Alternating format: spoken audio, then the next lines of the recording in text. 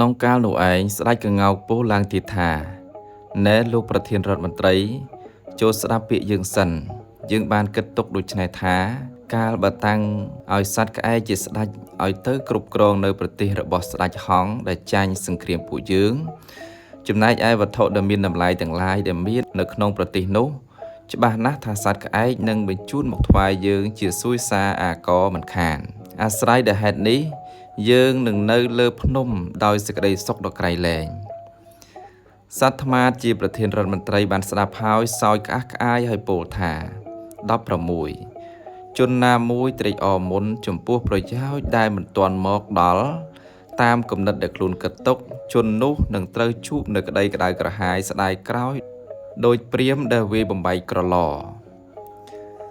ស្ដេចក្ងោកសួរថាតើរឿងនោះមានដំណើរយ៉ាងដូចម្ដេចសត្វថ្មាតជាប្រធានរដ្ឋមន្ត្រីនិយាយរឿងនោះប្រាប់ថា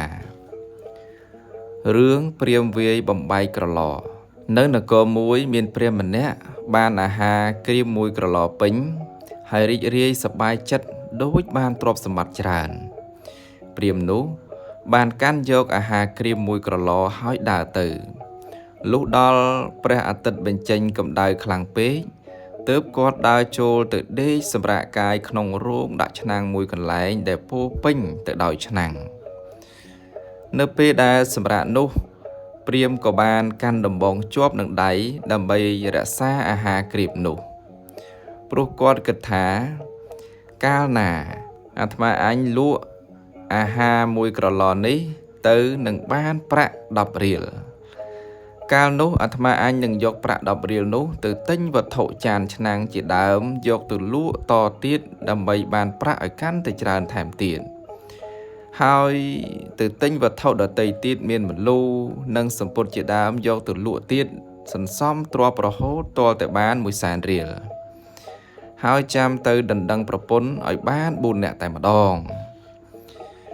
ប្រពន្ធណានៅក្មេងមានរូបឆោមល្អជាងគេអាត្មាអញនឹងស្រឡាញ់ផ្ដេកផ្ដិតកាយចំពោះនាងនោះច្រើនជាងគេបើប្រពន្ធទាំង4នាក់នោះវាច្រណែននឹងគ្នាអាត្មាអញនឹងយកដំបងវាយប្រពន្ធទាំងនោះកំពុងតែស្លុងនឹងគំនិតគិតអណ្ដែតអណ្ដូងបណ្ដោយទៅតាមចិត្តគិតស្រមៃនោះក៏លើកដំបងវាយក្រឡអាហារក្រៀមនោះបែកខ្ចាយមិនតែប៉ុណ្ណោះជ្រុលដំបងទៅត្រូវឆ្នាំងរបស់ស្មូនឆ្នាំងបែកប្រាវអស់ជាច្រើនទៀតកាលនោះឯងស្មូនឆ្នាំងឮសូរឆ្នាំងបែកដូច្នោះក៏រត់ទៅមើលឃើញឆ្នាំងបែកខ្ចាត់ខ្ចាយកើតសេចក្តីមូម៉ៅក្តៅក្រហាយជេរប្រតិចវាយបណ្ដេញព្រាហ្មណ៍ចេញពីរោងឆ្នាំងនោះទៅចប់រឿងព្រាហ្មណ៍វាយបំបែកក្រឡកាលនោះស្ដេចក្ងោកនិយាយប្រឹក្សាគ្នាជាមួយនឹងសត្វថ្មាតជាប្រធានរដ្ឋមន្ត្រីក្នុងទីស្ងាត់ថាណែលោកមន្ត្រីលោកគិតណែនាំយើងដូចម្ដេចយើងនឹងធ្វើតាមពាក្យដូច្នោះសត្វថ្មាតពោលថា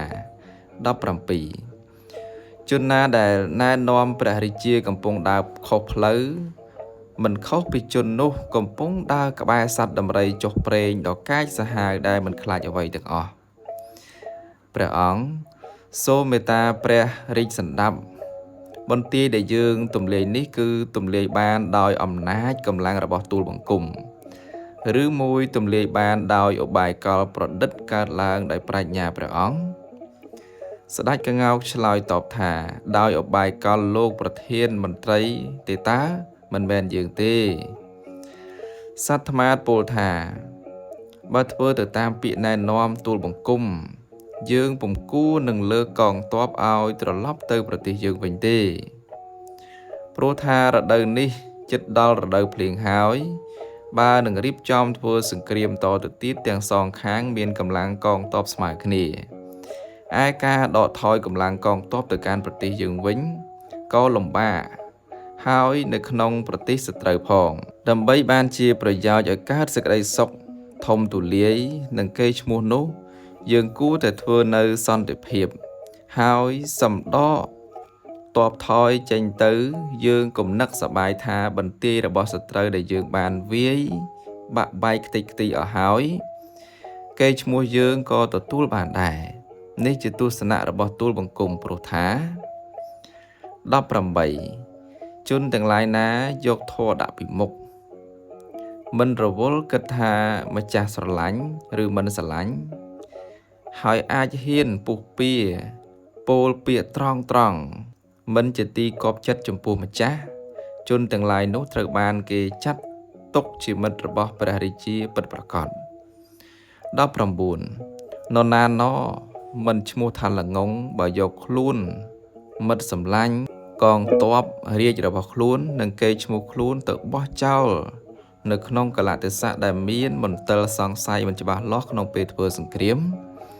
20 ក្នុងការធ្វើសង្គ្រាមជួនកាលក៏មានការខូចខាតទាំងសងខាងដោយយៈទាំងពីរនាក់មានកម្លាំងស្មើគ្នាប្រយុទ្ធគ្នាទៅវិញទៅមកស្លាប់ទាំងពីរនាក់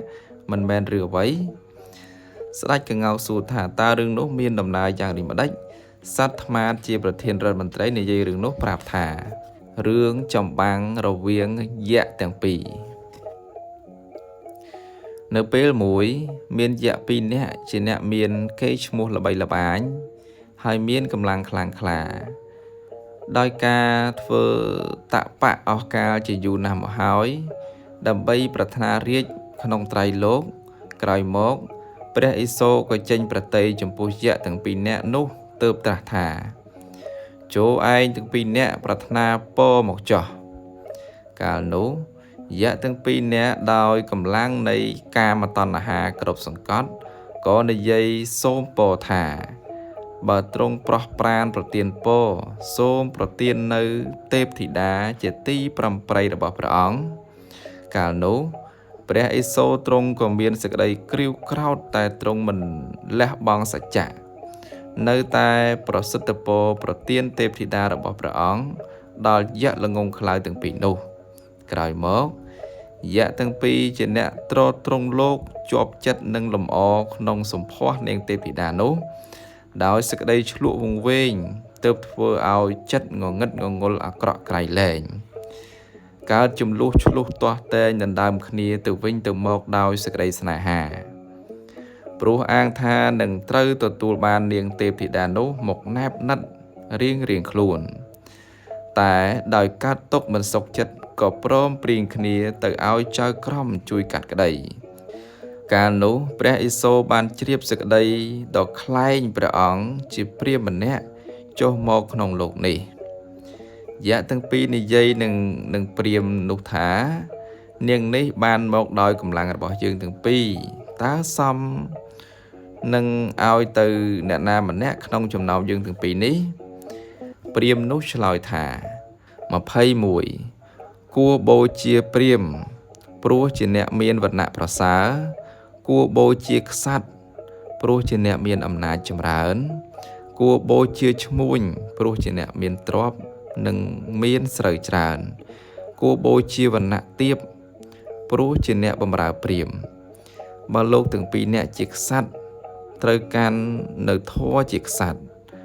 ព្រោះការច្បាំងជាការពេញនិយមរបស់លោកដែលជាយៈស្រាប់ហើយលុះព្រាហ្មណ៍ជាចៅក្រមពោលពាក្យដូច្នេះហើយយៈទាំងពីរនាក់យល់ឃើញថាពាក្យដែលព្រាហ្មណ៍ជាចៅក្រមពោលនេះត្រឹមត្រូវហើយក៏ចូលទៅប្រយុទ្ធគ្នាក្នុងគណៈនោះយ៉ាងសាហាវយង់ខ្នងតែដែលគូទាំងពីរមានកម្លាំងស្មើគ្នាក៏ប្រហារគ្នាទៅវិញទៅមកស្លាប់ទាំងពីរនាក់ទៅអងចប់រឿងចម្បាំងរវាងយៈទាំងពីរ